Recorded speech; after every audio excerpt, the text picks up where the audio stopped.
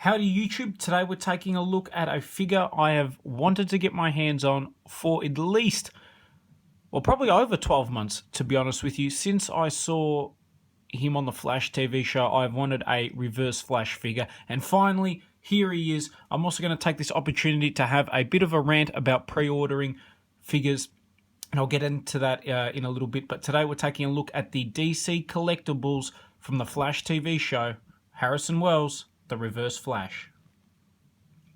Now I say Harrison Wells, but really it's Eobard Thawne. If you've watched the show, Season 1, there will be a few spoilers in this. I'm not going to spoil anything from Season 2 of The Flash, but Season 1 has been a little bit of time now. If you haven't had a chance to check that out, then that's really your own fault, to be honest with you. An awesome show. One of my favourites, Arrow and Flash, definitely big fans of. Certainly, at least in my opinion, Arrow has declined over time. Flash Season 1 was fantastic. Season 2 seems really good as well. I'm loving Zoom in that, and again, not going to spoil too much into that. But this particular character, so how did I get onto the Flash TV show? I've got Foxtel, which is something I don't really use all that much, if I'm completely honest. But I'm watching TV and an ad pops up for an episode where it's basically the Flash chasing after this evil, menacing-looking yellow streak. And there's a scene in that commercial, a really epic, dramatic, opera-type music where they face off in like a football stadium, and you just see the Reverse Flash smile, and because he's constantly moving, you don't get to see him properly, and you just see this sinister, almost Joker-type smile from him. And that, I was like, wow, I need to check this show out. That is a seriously cool-looking villain. Because realistically, that's what makes hero shows and comic books, etc., what makes them interesting is the villains. That's why Batman is so successful, because he has a great cast of villains. That's why Superman hasn't, got the same level of popularity as, say, Batman. That's why some of the Marvel shows don't always have, aren't always that intriguing. So, anyway, I checked out the show, absolutely loved it, and am a big fan of the series moving forward. In terms of this figure, so, rant about pre-ordering. This guy was supposed to come out earlier in the year. So, what did I do? I went to my local comic book shop and pre-ordered him. Fine. He got pushed back to April.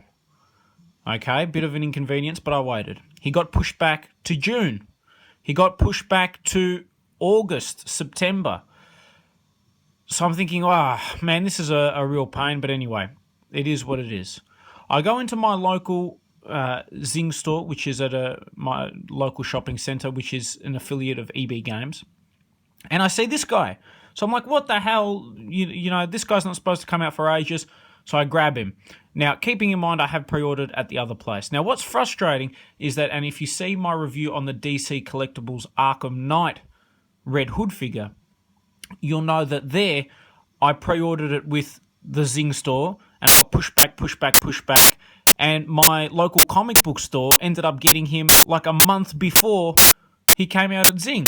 So it's all over the shop. It also happened with Heatwave as well. Heatwave, a similar thing with Zoom. I pre-ordered him at my comic book shop, and then he came out a month earlier at Zing. So it's just a weird mix. There's not a lot of consistency. I don't know what's happening with DC Collectibles, but they've got to fix that, in my opinion. It does get very frustrating for collectors. Now, this guy came out previously as a single figure with the Blu-ray Flash DVD combo set that was an Amazon exclusive. It was a cool figure, but you didn't get any of the accessories, so I'm very keen to get this guy opened up. Visually, he looks great. He comes in the standard DC Collectibles type packaging. On the back, other figures in the set, we've got the Flash, Captain Cold, and Heatwave. I reviewed all these guys, so if you're interested, make sure you check that out. With that, let's get the Reverse Flash out of packaging. Okay, here we've got the Reverse Flash opened up and out of packaging. Now, he comes with a lot of accessories. Most of them are just alternate hands, which I don't know how I feel about that, to be honest, but he also comes with his, chest speed-absorbing device thing. One thing that was really cool in the new 52 Flash comics, I think it's from, issue 48 maybe to 55 or 54, somewhere around that, they brought in the Reverse Flash. Zoom was in it a lot earlier. I won't spoil anything there. But the series and the story that they told in the New 52 with this guy was outstanding. If you're a comic book fan, or you're a fan of the Flash or Zoom, Reverse Flash, whatever you want to call him, do yourself a favor and read that series, because it was absolutely outstanding. He gets together a team of villains basically to take down the Flash. Great storyline. And really cool design as well. Shows how evil this guy is. Now, in terms of design, I think he looks outstanding. Definitely one of my favourite, if not my favourite, Flash figure, to be honest with you. I love the paint app on this guy.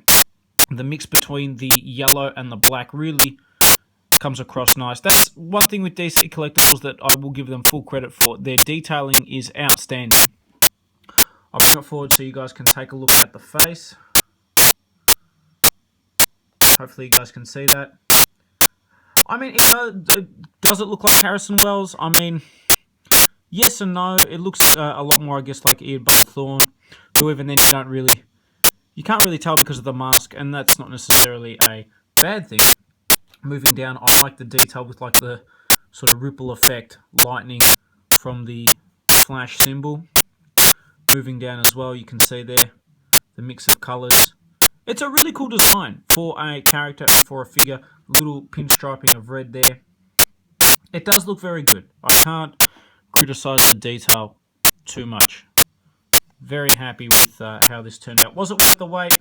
Yeah, it was. In a nutshell. Articulation, ball-jointed head, ball-jointed arms, ball-jointed elbows, ball-jointed wrists.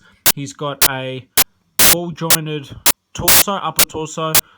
He does have a swivel in the waist as well, which is really cool that they've given him that extra point of articulation. Normally it's either one or the other. The fact we've got both makes me very happy. He's got the weird DC leg join. He's got a swivel in the thigh, double bend at the knee, swivel in the boot, and then swivel in the ankle. So a ton of articulation there, which is really good.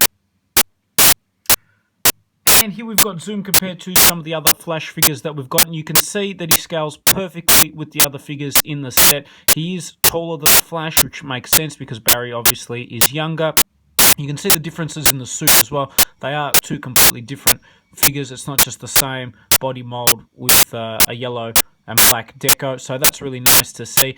And you can compare him to Heatwave and also Captain Cold. Favourite moment ever for me of the Flash series so far is the bit where Cisco finds out that Harrison Wells is the Reverse Flash. It has the really dramatic music, and Cisco gets killed by the Reverse Flash. That to me was a really sad but also epically done moment. The fight scenes were really good as well. This accessory literally just clips on to his chest.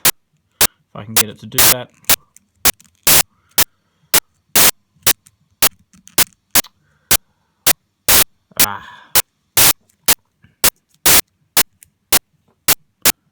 Maybe this way. Anyway, the point is, it does clip on to his chest, hopefully. Had enough of that. But honestly, a really cool figure. Probably my favourite figure out of the Arrow and Flash TV lines. Deathstroke as well is another really good one. Well worth picking up, even if you're not a fan of the TV shows. Can't recommend this guy enough. And hopefully you've enjoyed this review on the Flash TV show from DC Collectibles, The Reverse Flash.